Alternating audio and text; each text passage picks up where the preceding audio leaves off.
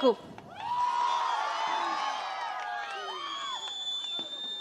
మండుటి ఎండను సైతం లెక్క చేయకుండా సూర్యుని సైతం ఎదిరించి మీ పనులు మానుకొని మా కోసం మీరు సమయం చేసుకొని వచ్చారు. ప్రతి అన్నకు, ప్రతి తమ్ముడికి, ప్రతి అయ్యకు, ప్రతి అమ్మకు, ప్రతి అక్కకు, ప్రతి చెల్లికి మీ రాజశేఖర రెడ్డి బిడ్డ శిరస్సు వంచి చేతులు జోడించి మనస్ఫూర్తిగా నమస్కరించుకుంటోంది.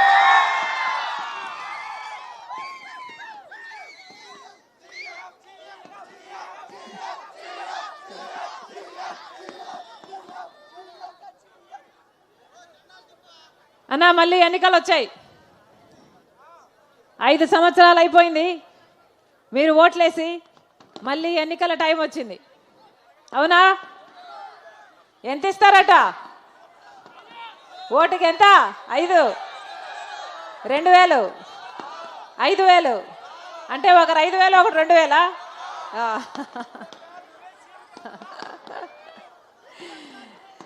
అన్నా అవినీతి డబ్బు పంచడానికి మా దగ్గర లేదు. కానీ తెలుగుదేశం అయినా వైసీపీ అయినా ఎంత ఇచ్చినా తీసుకోండి. ఎందుకంటే అది మీ డబ్బే. ఎంత ఇచ్చినా తీసుకోండి. కానీ ఓటు వేసేటప్పుడు మాత్రం ఒక్కసారి ఎవరికి వేస్తున్నాం, ఎందుకు వేస్తున్నామని ఆలోచన చేసి ఓటు వేయండి. ఎందుకంటే ఓటు అనేది మీ జీవితాలను మార్చే ఆయుధం. 5 సంవత్సరాలకు ఒక్కసారి మాత్రమే వచ్చే ఆయుధం. మీ జీవితమే కాదు, మీ బిడ్డల జీవితాన్ని, వాళ్ళ భవిష్యత్తును నిర్ణయించేది మీ ఓటు. కాబట్టి ఒక్కసారి ఆలోచన చేసి ఓటు వేయండి. మన రాష్ట్రం ఏర్పడి 10 సంవత్సరాలు అయిపోయింది. 10 సంవత్సరాలలో మొదటి 5 సంవత్సరాలు చంద్రబాబు గారు ముఖ్యమంత్రిగా ఉన్నారు. ఇప్పుడు 5 సంవత్సరాలు జగన్మోహన్ రెడ్డి గారు ముఖ్యమంత్రిగా ఉన్నారు. మన రాష్ట్రం ఏర్పడి 10 సంవత్సరాలు అయిందే. 10 సంవత్సరాలలో కనీసం పట్టుమని 10 కొత్త పరిశ్రమలైనా వచ్చాయా మన రాష్ట్రానికి? అభివృద్ధి జరిగిందా? బిడ్డలకు ఉద్యోగాలు వచ్చాయా? 10 సంవత్సరాలలో కనీసం పట్టుమని 10 పరిశ్రమలు కూడా రాకపోతే మనం అభివృద్ధి చెందుతున్నట్ట? పక్క రాష్ట్రాలను చూడండి అన్నా, అన్ని వేగంగా దూసుకుపోతున్నాయి. మరి మనం ఏం చేస్తున్నాం? ఎక్కడ వేసిన గొంగళ అక్కడే ఉంది. 10 సంవత్సరాల క్రితం ఎక్కడుందో మన జీవితాలలో ఏ మార్పు లేదు, ఏ అభివృద్ధి లేదు. మరి టీడీపీకైనా వైసీపీకైనా ఎందుకు ఓట్లేయాలో ఒకసారి ఆలోచన చేయండి.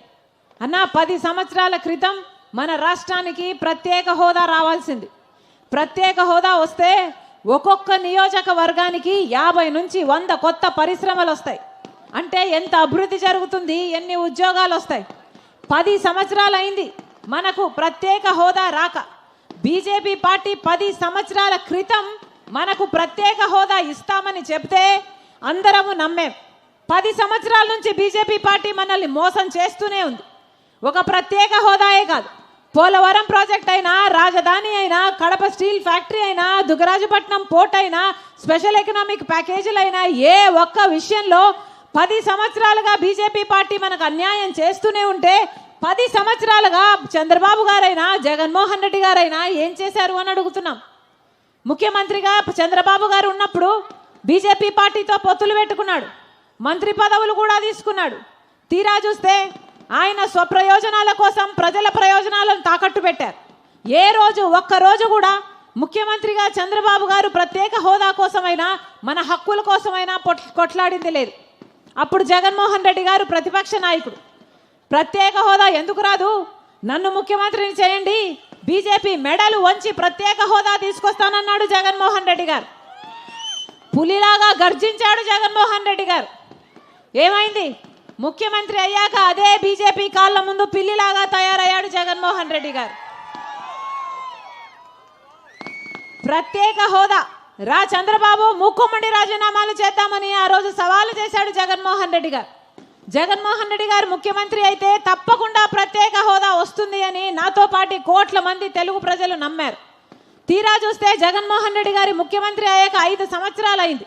5 సంవత్సరాలలో ఒక్కటంటే ఒక్క నిజమైన ఉద్యమం కూడా చేయలేదు జగన్మోహన్ రెడ్డి గారు ప్రత్యేక హోదా కోసం. ఒక ప్రత్యేక హోదాయే కాదు, పోలవరం అయినా, రాజధాని అయినా ఒక్కటంటే ఒక్కటి కూడా సాధించుకోలేకపోయాం. మరి 10 సంవత్సరాలు 5 సంవత్సరాలు చంద్రబాబు గారిని నమ్మాం, 5 సంవత్సరాలు జగన్మోహన్ రెడ్డి గారిని నమ్మాం. మరి ఏమొచ్చింది? మనకేం మిగిలింది? మనకేమొచ్చిందన్నా? 10 సంవత్సరాలు అయింది, అందరికీ రాజధానీలు ఉన్నాయి. మనకేముంది? పక్కన బెంగళూరు ఉంది, చెన్నై ఉంది, హైదరాబాద్ ఉంది. మనకేముందన్నా? చేతిలో చిప్పు ఉంది, నెత్తి మీద కుచ్చు టోపీ ఉంది. 10 సంవత్సరాలు గడిచిపోయింది, అయినా మనకు రాజధాని అని చెప్పుకోవడానికి ఒక పట్టణం లేదు. మన బిడ్డలు వెళ్ళి ఉద్యోగాలు చేసుకోవడానికి అభివృద్ధి లేదు. ఏం చెప్పాడు చంద్రబాబు గారు? అమరావతిని కడతాను, సింగపూర్ను తలపిస్తానన్నాడు. 3D సినిమాలు చూపించాడు, అమరావతిని కాస్త భ్రమరావతిని చేశాడు. ఒక్క పర్మనెంట్ బిల్డింగ్ కూడా కట్టలేదు చంద్రబాబు గారు. మళ్ళీ జగన్మోహన్ రెడ్డి గారు ముఖ్యమంత్రి అయ్యారు. జగన్మోహన్ రెడ్డి గారికి ఒక రాజధాని కాదు, 3 కావాలన్నాడు. పోనీ 3 ఒకటైనా చేశాడా? ఒక్కటంటే ఒక్క రాజధాని కూడా లేదు. మరి ఎందుకు వేయాలన్నా వీళ్ళకు ఓట్లు? ఏమిచ్చారు వీళ్ళు ప్రజలకు? పోలవరం ప్రాజెక్ట్ అయిందా? రాజధాని వచ్చిందా? ప్రత్యేక హోదా వచ్చిందా? పట్టుమని కొత్త పరిశ్రమలు 10 అయినా వచ్చాయా? ఒకరోజు ఇలాగే కొనసాగితే మన బిడ్డలంతా ఉద్యోగాలు లేక ఇప్పటికే మన బిడ్డలంతా 8,000 రూపాయలు 10,000 రూపాయలకు చిన్న చిన్న ఉద్యోగాలు చేసుకుంటున్నారు. ఇలాగే కొనసాగితే మన బిడ్డలంతా ఉద్యోగాల కోసం వేరే రాష్ట్రాలకు వలసపోతారు. మన రాష్ట్రం, ఆంధ్ర రాష్ట్రం అసలు యువతే లేని రాష్ట్రంగా తయారవుతుంది. ఇదేనా మనకు కావాల్సింది? ఎవరు బాగుపడుతున్నారు వీళ్ళ పాలనలో? రాజశేఖర రెడ్డి గారు రైతుల్ని ఎలా చూసుకున్నాడన్నా? రైతుల్ని నెత్తిన పెట్టుకున్నాడు రాజశేఖర రెడ్డి గారు. రైతుల కోసం ఎంతో చేశాడు రాజశేఖర రెడ్డి గారు. అది జగన్మోహన్ రెడ్డి గారు కనీసం డ్రిప్పుకు సబ్సిడీ ఉందా? పంట నష్టపోతే పంట నష్టపరిహారం ఉందా?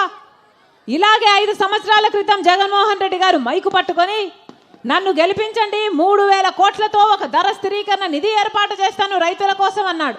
ఒక్క సంవత్సరమైనా రైతుల కోసం మద్దతు ధర కోసం 3,000 కోట్ల రూపాయలు ఒక్క సంవత్సరమైనా పక్కన పెట్టాడా జగన్మోహన్ రెడ్డి గారు? పెట్టలేదు. 4,000 కోట్లతో పంట నష్టపోతే పంట నష్టపరిహారానికి పక్కన పెడతానన్నాడు. ఒక్క సంవత్సరం కూడా పెట్టలేదు జగన్మోహన్ రెడ్డి గారు. మరి వీళ్ళ రాజశేఖర రెడ్డి గారి ఆశయాలను నిలబెట్టేది?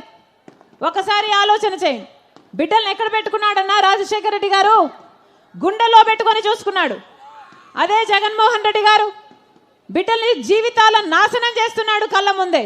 ఏం చెప్పాడు జగన్మోహన్ రెడ్డి గారు? 5 సంవత్సరాల క్రితం ఇలాగే మైకు పట్టుకొని సంక్రాంతి వచ్చినప్పుడల్లా జాబ్ క్యాలెండర్ వస్తుంది అన్నాడు జగన్మోహన్ రెడ్డి గారు. వచ్చిందా అన్న? జగన్మోహన్ రెడ్డి గారు ముఖ్యమంత్రి అయినాక ఎన్ని సంక్రాంతులు వచ్చినాయి? 5 సంక్రాంతులు వచ్చినాయి, 5 సంక్రాంతులు పోయినాయి. ఒక్క జాబ్ క్యాలెండర్ అయినా వచ్చిందా? మరి ఎందుకు వేయాలమ్మా వీళ్ళకు ఓట్లు? జగన్మోహన్ రెడ్డి గారు 5 సంవత్సరాల క్రితం చెప్పిన మాట, 2,30,000 ఉద్యోగాలు ఖాళీగా ఉన్నాయి, నేను అధికారం లేకొచ్చిన 6 నెలల్లో భర్తీ చేస్తానన్నాడు. 6 నెలలు గడిచిపోయింది, 5 సంవత్సరాలు కూడా గడిచిపోయింది. 2,25,000 ఉద్యోగ ప్రభుత్వ శాఖల్లో ఈ రోజు వరకు కూడా 2,25,000 ఉద్యోగాలు అలాగే ఖాళీగా ఉన్నాయి. మరి 5 సంవత్సరాలు ఏం చేసినట్టు? గుడ్డి గుర్రాలకు పళ్ళు తోమారా? ఏం చేసినట్టన్నా? ఎందుకు వేయాలి వీళ్ళకు ఓట్లు? 23,000 టీచర్ ఉద్యోగాలు ఉన్నాయన్నాడు జగన్మోహన్ రెడ్డి గారు. ముఖ్యమంత్రి కాకముందు ఇలాగే మైకు పట్టుకొని సిగ్గు లేదా చంద్రబాబు 7,000కే నోటిఫికేషన్లు ఇస్తున్నామని ఆ రోజు తిట్టిపోశాడు జగన్మోహన్ రెడ్డి గారు. మరి ఈరోజు 5 సంవత్సరాల తర్వాత 23,000 టీచర్ ఉద్యోగాలు ఇంకా ఖాళీగానే ఉన్నాయి. ఎందుకంటే జగన్మోహన్ రెడ్డి గారు భర్తీ చేయలేదు కాబట్టి. ఇప్పుడు ఎన్నికలు వచ్చాయి కాబట్టి 6 నెలల ముందు 2 నెలల ముందు 6,000తో ఒక దగా డిఎస్సి ఇచ్చాడు జగన్మోహన్ రెడ్డి గారు. ముందెందుకు ఇవ్వలేదు? ఏం చేసినట్టు? 5 సంవత్సరాలు గడిచిపోయాయి. కనీసం కుంభకర్ణుడైనా 6 నెలలు నిద్రపోతాడు, 6 నెలలు పనిచేస్తాడే. మరి జగన్మోహన్ రెడ్డి గారు ఏం చేసినట్టు? ప్రజల కోసం ఆలోచన చేస్తున్నారా వీళ్ళు? ఏం చెప్పాడు జగన్మోహన్ రెడ్డి గారు? పూర్తి మద్యపాన నిషేధం చేస్తానన్నాడు. అయిందన్నా? పూర్తి మద్యపాన నిషేధం చేయకపోతే నేను మళ్ళీ వచ్చి ఓట్లు అడగనన్నాడు జగన్మోహన్ రెడ్డి గారు. అయిందా పూర్తి మద్యపాన నిషేధం? పూర్తి మద్యపాన నిషేధం కాలేదు కదా. ఈరోజు సర్కారు ఏది అమ్ముతే అదే తాగాలట. ఏం అమ్ముతున్నారు వీళ్ళు? ప్రపంచంలో ఎక్కడా లేనివి ఇక్కడ అమ్ముతున్నారు. భూమట, ప్రపంచంలో ఎక్కడా లేవన్నా, ఇక్కడే ఉన్నాయి. భూమట, 3 క్యాపిటల్ అట, స్పెషల్ స్టేటస్ అట, డిఎస్సి అట, ప్రెసిడెంట్ మెడల్ అట. అయ్యా జగన్మోహన్ రెడ్డి గారు వాగ్దానాలన్నీ ఎక్కడ నిలబెట్టుకున్నారు అయ్యా అంటే అదిగో లిక్కర్ షాపులు అన్ని నిలబెట్టుకున్నాను అన్నట్టుగా ఉంది.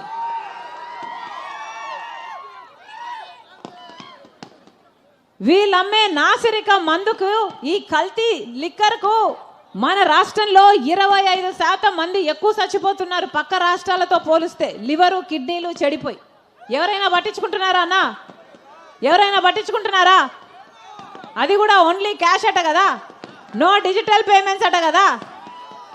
ఏమైతుందన్నా? సేల్స్ ట్యాక్స్ ఎక్కడ? స్టేట్ ట్యాక్స్ ఎంత? సెంట్రల్ ట్యాక్స్ ఎంత? ఎంత అమ్ముతున్నారు? ప్రభుత్వాలకు ఎంత పోతుంది? మొత్తం అంతా ఒక మాఫియా లాగా తయారైంది. ఒక పాడు లేదు, ఒక పద్ధతి లేదు. ఏం జరుగుతుంది మన రాష్ట్రంలో? దోపిడీ జరుగుతుంది, దొంగల పాలన అయిపోయింది. ఒక పక్క లిక్కర్ మాఫియా, ఒక పక్క శాండ్ మాఫియా, ల్యాండ్ మాఫియా. ఎవరు ఎమ్మెల్యేలైనా ఎవరు ఎంపీలైనా మొత్తం అందరూ భూ కబ్జాలు చేస్తున్నారు, లేకపోతే మైనింగ్ మాఫియాలు చేస్తున్నారు, లేకపోతే ఇసుక మట్టి గ్రావెల్ దోపిడీ చేస్తున్నారు, యథేచ్ఛగా చేస్తున్నారు, పోలీసుల కళ్ళ ముందే చేస్తున్నారు. ఏం జరుగుతుంది మన రాష్ట్రంలో? ఒక్కటైనా సరిగ్గా వ్యవహరిస్తున్నారా? కనీసం లా అండ్ ఆర్డర్ అయినా సరిగ్గా ఉందా అంటే కేజీల కొద్ది కంటైనర్లలో వస్తుంది డ్రగ్స్ మన రాష్ట్రానికి. ఎక్కడ చూసినా గంజాయి ఉంది. మన బిడ్డల భవిష్యత్తు ఏం కావాలి? మన రాష్ట్రం ఏం కావాలి? ఒక్కసారి ఆలోచన చేయండి. ఏ బీజేపీ పార్టీ అయితే మనకు 10 సంవత్సరాలుగా అన్యాయం చేసిందో అదే బీజేపీ పార్టీతో చంద్రబాబు గారు పొత్తు పెట్టుకున్నారు. అదే బీజేపీ పార్టీకి జగన్మోహన్ రెడ్డి గారు తొత్తయ్యారు. ఒకరిదేమో బహిరంగ పొత్తు, జగన్మోహన్ రెడ్డి గారిదేమో అక్రమ పొత్తు. ఇద్దరికీ తేడా లేదన్నా. ఇద్దరు బీజేపీ పార్టీతో కలిసే ఉన్నారు.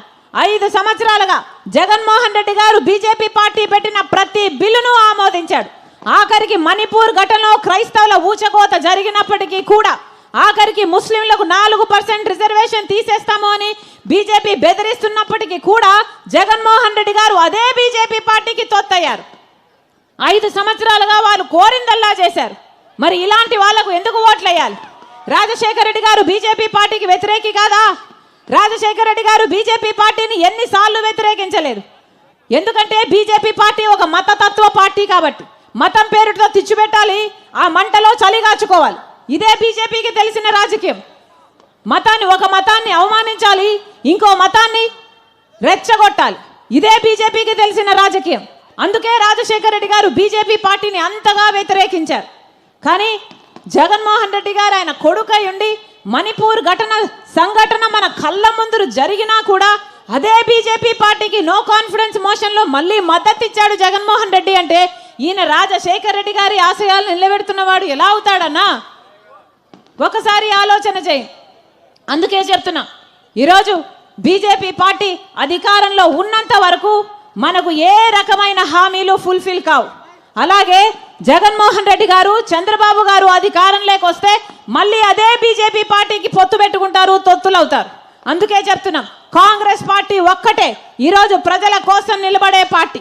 ఒక పక్క బీజేపీ ఉంది, ఒక పక్క చంద్రబాబు ఉన్నారు, ఒక పక్క జగన్ ఉన్నాడు, ఒక పక్క పవన్ ఉన్నాడు. వీళ్ళ ముగ్గురు కలిస్తే బీజేపీయే. బి అంటే బాబు, జే అంటే జగన్, పి అంటే పవన్. ప్రపంచమంతా బీజేపీ అంటే భారతీయ జనతా పార్టీ ఏమో కానీ మనకు మాత్రం బి అంటే బాబు, జే అంటే జగన్, పి అంటే పవన్. వీళ్ళ ముగ్గురులో ఎవరికి ఓటేసినా అది బీజేపీ పార్టీకి వేసినట్టే. అందుకే చెప్తున్నాం, ఒక్క కాంగ్రెస్ పార్టీ మాత్రమే ప్రత్యేక హోదాకు కట్టుబడింది. రాహుల్ గాంధీ గారు చెప్పారు, 10 సంవత్సరాల ప్రత్యేక హోదా కాంగ్రెస్ పార్టీ అధికారం లేకొచ్చిన వెంటనే ఇస్తామని కాంగ్రెస్ మేనిఫెస్టోలో కూడా చేర్చారు.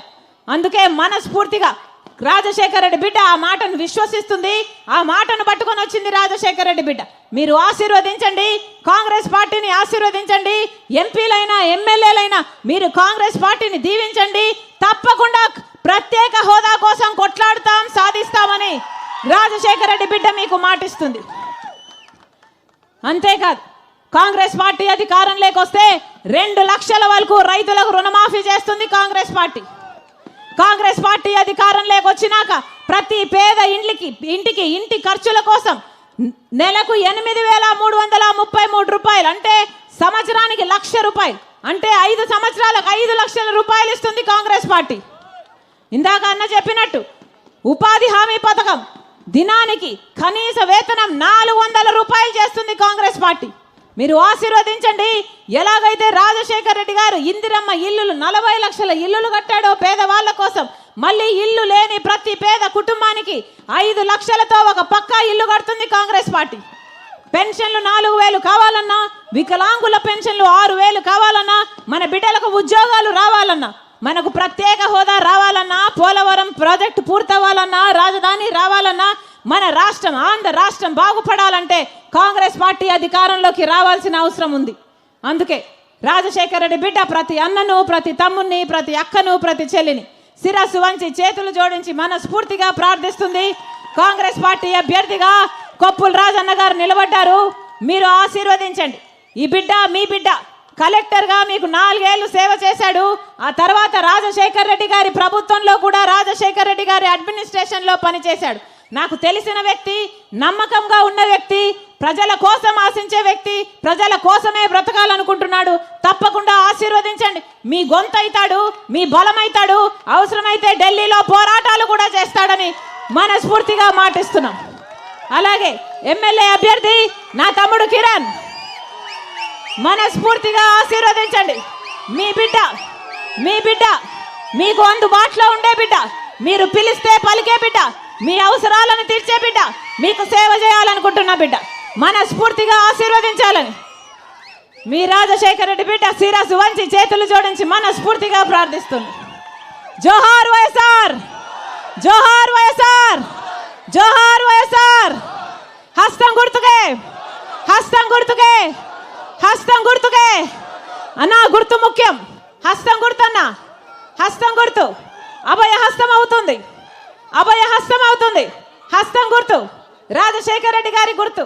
అన్నా ఆశీర్వదించండి అన్నా, మంచి రోజులు వస్తాయి. ఆశీర్వదించండి అన్నా, ఆశీర్వదించండి అమ్మ, ఆశీర్వదించండి అమ్మ, ఆశీర్వదించండి.